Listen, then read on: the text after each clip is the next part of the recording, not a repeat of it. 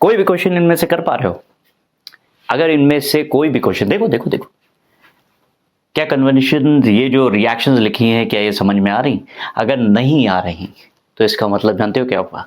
इसका मतलब ये हुआ कि तुम्हें रिएक्शंस एल्डोल की रिएक्शन ही नहीं पता।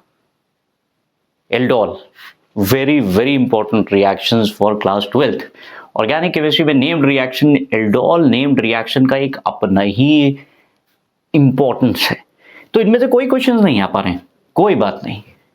देखो ध्यान समझो कि ये कैसे रिएक्शंस होती है। देखो एल्डोल कंडेंसेशन की सबसे इंपॉर्टेंट खासियत जानते हो क्या है? वो होता है प्रेजेंस ऑफ अल्फा हाइड्रोजन। ये जितनी भी एल्डिहाइड्स, कोई भी एल्डिहाइड हो या फिर कीटोन हो, अगर उसमें क्या चीज होना है, अगर उसमें अल्फा हाइड्रोजन्स हैं। अब अगर ये प्रॉब्लम आ रही है कि व्हाट आर अल्फा हाइड्रोजन, तो एक अलग बात है। तो अगर तुम्हारे पास अल्फा हाइड्रोजन्स हैं तो याद रखो, अगर कोई भी एल्डिहाइड या कीटोन है और उनमें अल्फा हाइड्रोजन्स हैं और साथ में कोई भी डाइल्यूट एल्कली दिया हुआ है, डाइल्यूट एल्कली में कई हो सकते हैं, उनमें से एक कंपाउंड तो और भी होता है, बड़ा मशहूर है, थोड़ा कंफ्यूज करता है, barium hydroxide, sodium hydroxide, potassium hydroxide, potassium carbonate भी यूज कर सकते। तो किसी तरह की भी बेसिक या एल्कली मीडियम में अगर तुम कोई भी एल्डिहाइड या कीटोन ले रहे हो, ये देखो ये भी कीटोन है, ये भी कीटोन है, ये भी कीटोन है, अगर एल्डिहाइड कीटोन है और उनमें अल्फा हाइड्रोजन है, एल्कलीज दी है, याद रखना वहां पे जो रिएक्शन हो रही है उसका नाम क्या है? एल्डोल। एल्डोल अपने आप में ही नाम दो चीजों से मिलकर बना है, एल्डिहाइड एंड अल्कोहल ग्रुप का ओल। तो एल्डोल कंडेंसेशन होता है। हम लोग एक रिएक्शन देखते हैं कि कैसे रिएक्शन होती। तो देखो सबसे पहली चीज ये है कि हमारे पास एल्डिहाइड होना चाहिए, उसमें अल्फा हाइड्रोजन क्या है? अगर मान लो अल्फा हाइड्रोजन नहीं पता तो अल्फा हाइड्रोजन क्या होता है? फंक्शनल ग्रुप जो भी एल्डिहाइड हो, कीटोन्स हो, तो हमारे पास ये फंक्शनल ग्रुप है, इस केस में एल्डिहाइड। एल्डिहाइड से डायरेक्टली अटैच्ड जो कार्बन होता है उसको ढूंढो। डायरेक्टली अटैच जो कार्बन होता है फंक्शनल ग्रुप से, उसे कहते हैं अल्फा हाइड्रोजन। डायरेक्टली अटैच जो कार्बन होता है उसको कहते हैं अल्फा कार्बन, और उस कार्बन से अटैच जो हाइड्रोजन होते हैं उन्हें कहते हैं अल्फा हाइड्रोजन। इस केस में कितने अल्फा हाइड्रोजन? 3। अब दूसरी इंपॉर्टेंट चीज ये है कि यहाँ पे ये रिएक्शन ही कंडेंसेशन प्रोसेस है, तो मिनिमम जो मॉलिक्यूल्स की रिक्वायरमेंट है वो 2।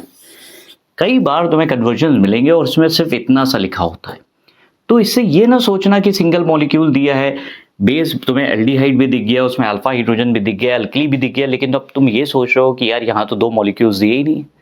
ऐसा कुछ नहीं होने वाला। तुम्हें ये अजम्पशन लेना ही है, हमेशा 2 मॉलिक्यूल्स होंगे। तो यहाँ पे 2 मॉलिक्यूल ले लिए। अब उनमें से एक मॉलिक्यूल बिहेव करता है एज एन इलेक्ट्रोफाइल और दूसरा मॉलिक्यूल बिहेव करता है एज एन न्यूक्लियोफाइल। एक मॉलिक्यूल बिहेव करेगा इलेक्ट्रोफाइल की तरह और एक मॉलिक्यूल बिहेव करेगा इलेक्ट्रोफाइल की तरह। ये दोनों अलग अलग तरह से। तो एक मान लो रिएक्शन हम लोग पिक कर रहे हैं, कैसे होगी? मान लो हमने एक मॉलिक्यूल ये ले लिया CH3 C double bond O H, ये अपना तरीका है लिखने का। एक मॉलिक्यूल ये ले लिया और दूसरे मॉलिक्यूल का अल्फा हाइड्रोजन ऑक्सीजन के सामने रखो, और देखो क्योंकि हमें एक मॉलिक्यूल को हमने इस तरह से लिख दिया, दूसरे मॉलिक्यूल का अल्फा हाइड्रोजन रखा ऑक्सीजन के सामने और बाकी मॉलिक्यूल उसी तरह से लिख दिया C double bond O H। अब जानते हो क्या होता है? H इधर जुड़ जाता है और ये ऑक्सीजन और कार्बन के बीच का बॉन्ड यहाँ आता है। ये सिर्फ समझाने की ट्रिक है, ये कोई मैकेनिज्म नहीं है, ये सिर्फ ट्रिक है प्रोडक्ट बनाने की।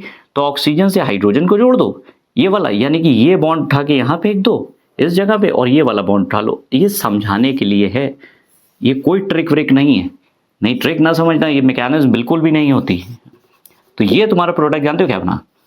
CH3C, ठीक, और उससे हमारे पास OH जुड़ गया, एक H ऑलरेडी जुड़ा था, ये CH2 बना हुआ था, ये सब डबल बॉन्ड O आ गया और ये H आ गया। अब इसी मॉलिक्यूल में देखो एल्डिहाइड कीटोन दिख रहा है, एल्डिहाइड ग्रुप दिखा, और ये एल्डिहाइड ग्रुप और साथ में अल्कोहल ग्रुप का OH ग्रुप दिख रहा है, इसीलिए इसको नाम क्या देते हैं? एल्डोल। और देखो यहाँ पे 2 चीजें पॉसिबल हो रही। मान लो अब जैसे डिहाइड्रेशन करा जाता है तो हम एक स्टेप, मान लो एक तरीका ये कि हमने OH यहाँ से इस कार्बन से निकाला, कार्बन 1 इसे मान लो और इसे कार्बन 2 मान लो और इसे कार्बन 3 मान लो।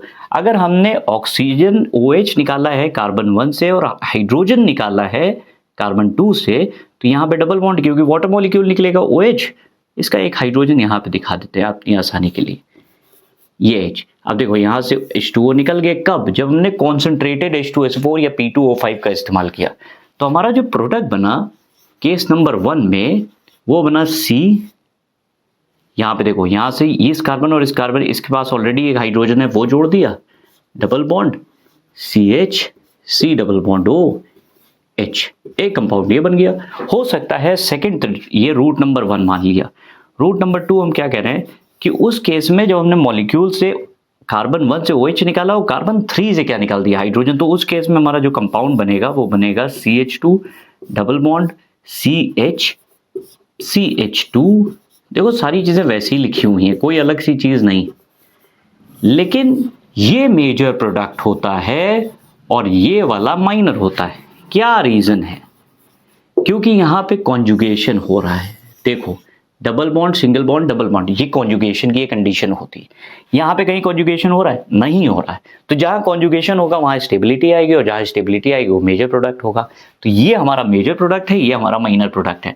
ये एल्डोल की बस ओवरऑल सिंपल सी रिएक्शंस है। नेम रिएक्शन सीरीज चल रही है, आगे आती जाएंगी रिएक्शंस, पढ़ते जाओ। Thank you.